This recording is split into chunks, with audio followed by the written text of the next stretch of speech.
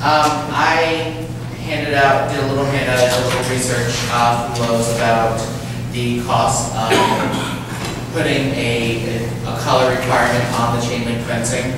If we look, the 4 foot tall, and I did all three the same as best I could so that we can make sure that it was fair to look at.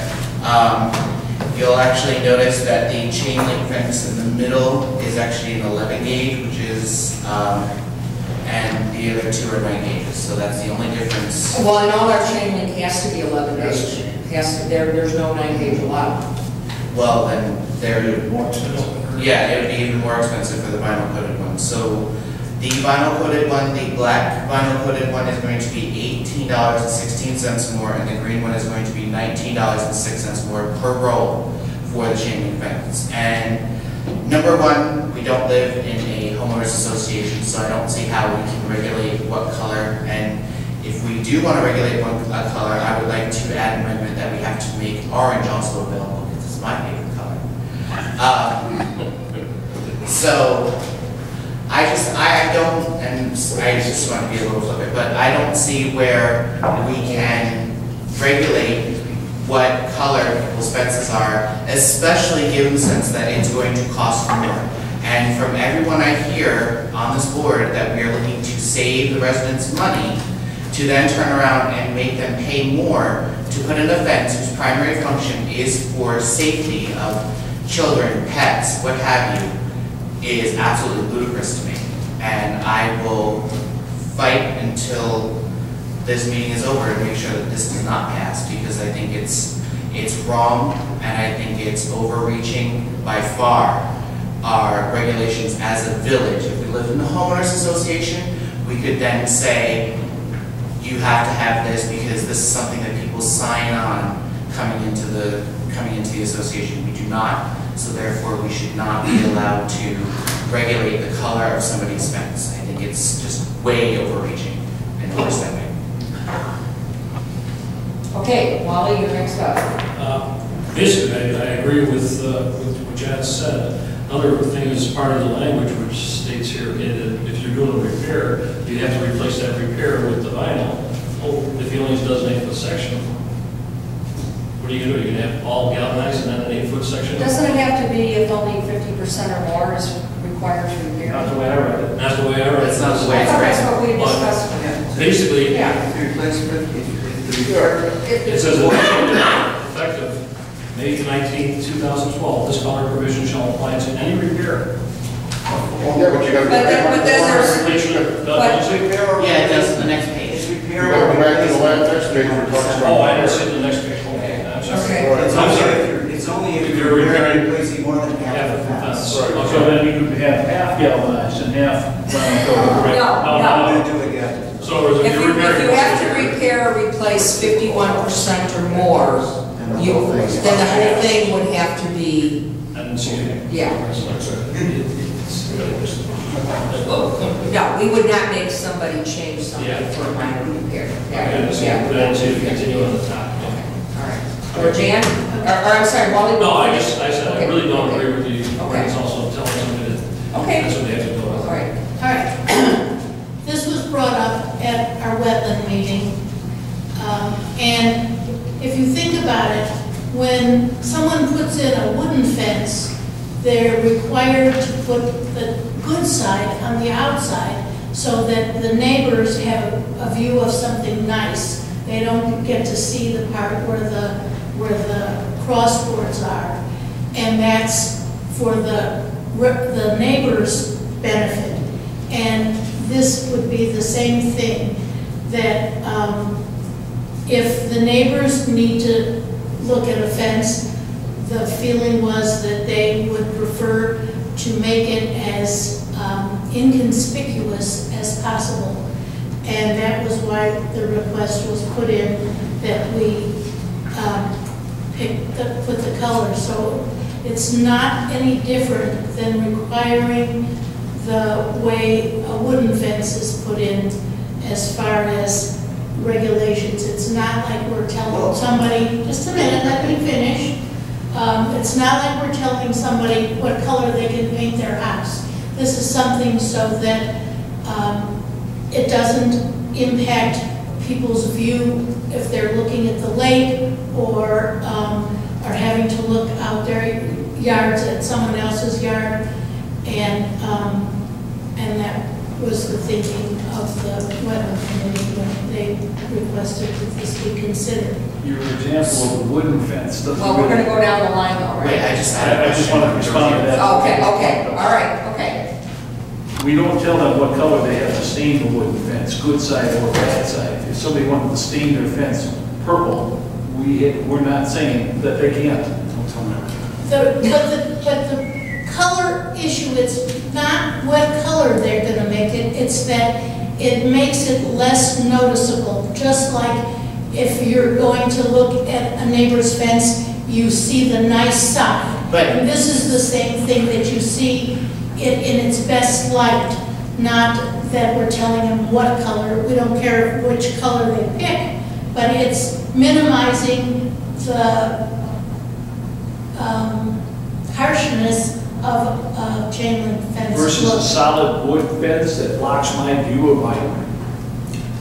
And if you're I talking just about, assume not have all that, but that was not Okay. what was being requested. and if you're talking about, just to comment on what you said, putting the good side on the outside of the fence doesn't increase the cost of the fence. Whereas this, we're increasing the cost of the fence by at least $18.16 a roll. So now you're not only telling people what type of fence but you're also telling them that they now, just for living here, they have to spend more on the fence. And also, with the view of the lake argument, if I'm on Tall Oak and I'm looking at somebody's home, their home is blocking the view of the lake. It's not their fence. Their fence is going to block their own view of the lake. It's not going to, and if somebody is all that interested in staring into the back of my house, the fence isn't going to prevent that either. So I don't see where a view of a lake is a valid point at all. Well, if your backyard faces, But it's my own view, it's my right to block it. All right, let's step back for a minute. We'll come back to this. I want to finish going down the line. Kevin, can we hear from you next? And use the mic here.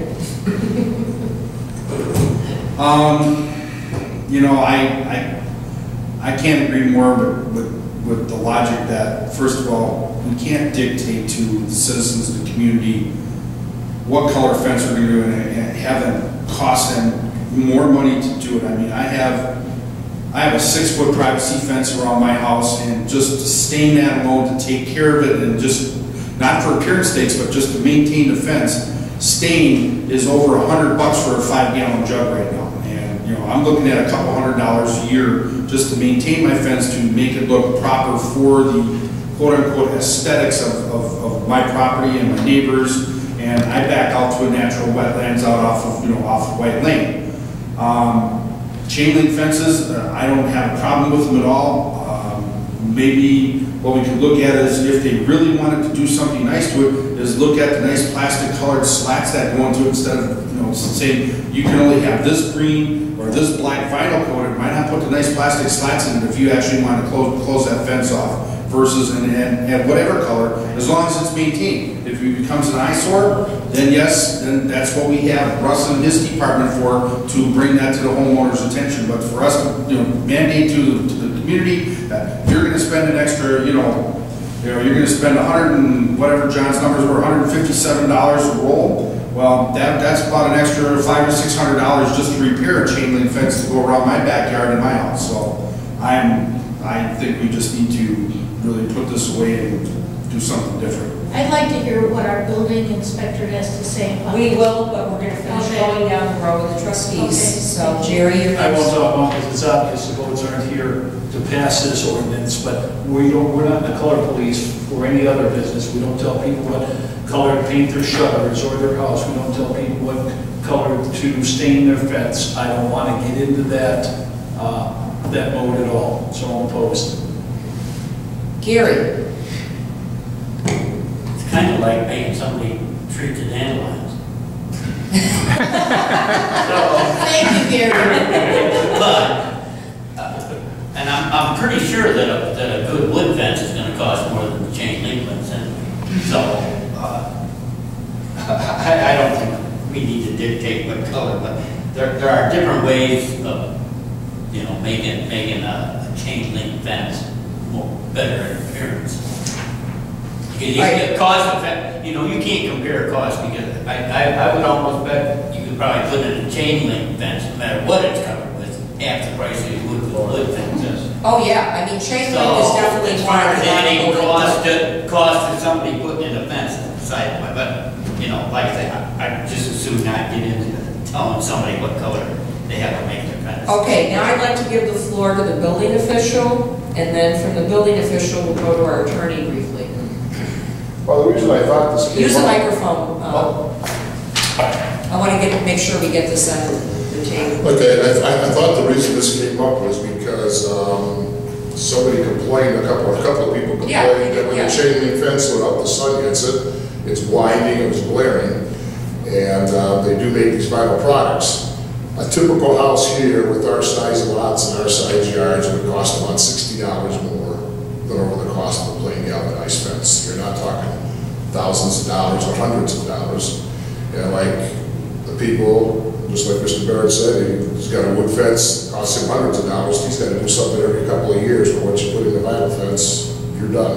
You don't have to do any maintenance on it. So from that standpoint, you're going to get a nice looking fence. You're not going to get any glare. It does, when you go out into a piece of property that has a black fence or a darker green or whatever those colors are, I mean, the transformation is unbelievable. It does look good. I've seen it. In Riverwoods we had it. We did it the same way. But I got to tell you that it was fought also, but people love it now. They're glad they did it because the fence literally disappears from sight. But that's the decision you guys have to So make. as it disappears, people walk into it and No, the deer run into it, that's the problem. So, Oh, dear. but it's not that expensive. I mean, yeah, it looks like it is, but you gotta figure about 3 rows of fencing takes care of most people's properties here. So at $18 a row more, in some sense, you're less than $60. Jim, can you add some comments from the legal aspect? Some of what, Just from the standpoint of whether the ordinance gets enacted or not is really a policy decision. And I'm not going to make that opinion. But in terms of the legality and the authority of the board to establish an ordinance on fence color, the board definitely does have that legal authority. In fact, there are ordinances similar to this throughout Lake County. Not every community has one. And you know, some choose not to for whatever reason it may be. But there's no legal reason why you couldn't establish colors for any fences, including the wood fences that have been mentioned. And again, I'm not advocating that. I'm just saying you could make those choices. okay, also, I just want to add that